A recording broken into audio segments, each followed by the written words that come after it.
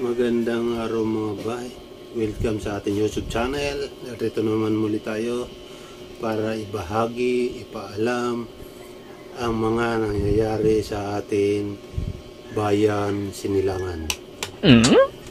Ngayon, bago natin umpisa na kung bago ka lang sa ating YouTube channel, please don't forget to subscribe and click notification bell para palagi kayong updated sa ating mga video.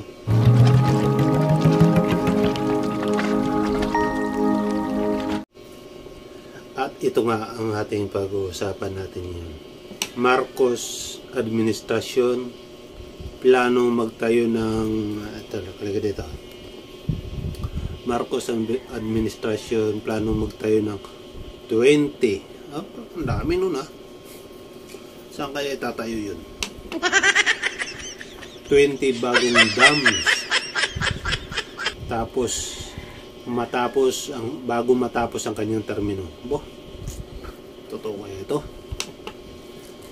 Tingnan natin, panoorin muna natin kung totoo ba ito. Tingnan natin. Sa gitna ng nararanasang El Nino phenomenon at problema sa supply ng tubig, target ng Marcos government na makapagtayo ng nasa 20 dam sa bansa bago matapos ang taong 2028. Mula sa Malacanang may report si Nel Maribuhok, live. Nel, saan-saang lugar ipatatayo itong mga bagong dam at nasa magkano naman ang gagastusin ng gobyerno para dito? Yes, Ella, may mga inaasahan na matatapos na konstruksyon ng malalaking dam pagsapit ng 2028. Kabilang na dito ang 8.6 billion pesos na Tumawini River Multipurpose Project sa Isabela, ang 19 billion pesos Panay River Basin Integrated Development Project sa Iloilo, ang 22.7 billion pesos na Ilocos Norte, Ilocos Sur Abra Irrigation Project 2 at Ilocos Sur Trans-Basin Project. Ayon kay National Irrigation Administrator Eduardo Guillen, base na rin sa naging posisyon ni Pangulong Ferdinand Marcos Jr., malaking tulong ang pagtatayo ng malalaking dam sa bansa. Of course, number one, flood control siya. Pangalawa ay irrigation. Meron po siyang hydropower din, merong aquaculture, merong bulk water, and yung mabuong lake doon, pwede rin floating solar, pwede rin tourism. Inaasahang makatutugon rin ang mga dam na ito upang makamit ang hinihinging demand sa tubig at kuryente. Sa gitna na rin ito ng taon-taong nararanasan ng bansa na El Nino phenomenon o matinding tagtuyot. Ayon sa NIA Chief, target ng administrasyon na makapagtayo ng 20 medium at 3 hanggang 5 malalaking dams bago matapos ang termino ni Pangulong Marcos. Yan muna ang ating update. Balik sa iyo, Ella.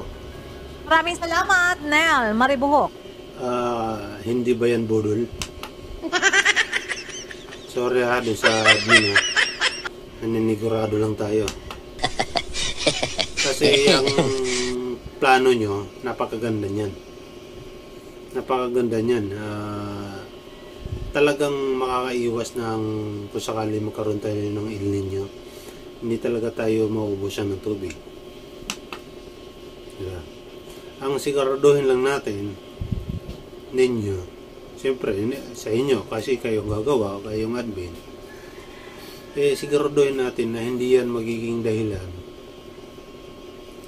pagdating ng bagyo, kung sakali maitayo lahat yan, mga dam na yan, dams, siguraduhin lang natin na hindi yan ang magiging dahilan para malunod ang Pilipinas. Diba? Dito nga lang, natanda nyo yung bagyong Undoy. Diba? Halos buong Pilipinas nalunod. Dahil sa pinakawalang dam, mga dam, nagpakawala ng tubig, kaya rumagasa lahat ng ultimong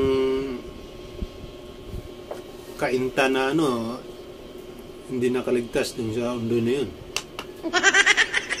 Mataas na yun yung kainta na yun. Mas mataas siyempre yun sa River Marikina. Yan ang tiyakin sana natin na ang isipin natin, itatayo natin yan para hindi lang sa El Nino na paghahanda natin.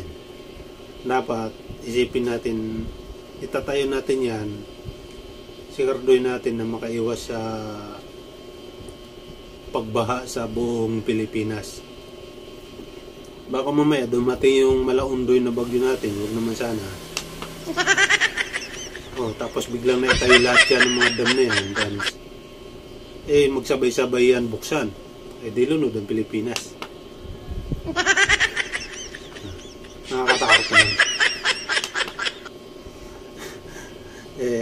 May karanasan na tayo nung panahon ng Undoy.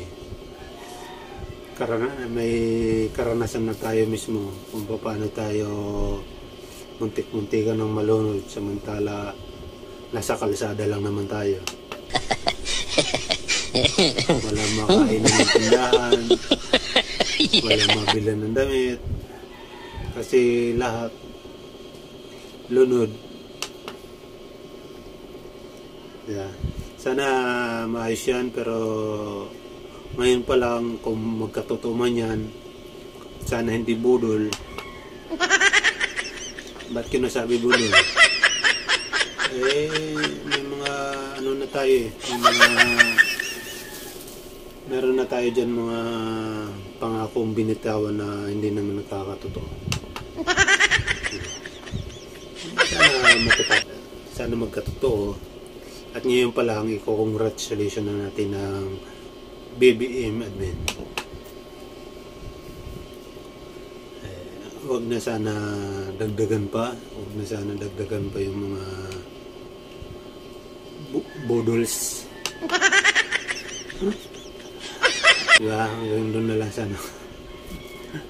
Hanggang doon na lang sana. Pero napakaganda. Napakaganda ng plano niyan. Kasi pinaka-importante sa lahat ng tao sa Pilipinas ay tubig. Tubig, kabuhayan, diba? Tubig ang kailangan natin. Kaya salot, sana matupad. Mabuhay ang admin kung matutupad yan.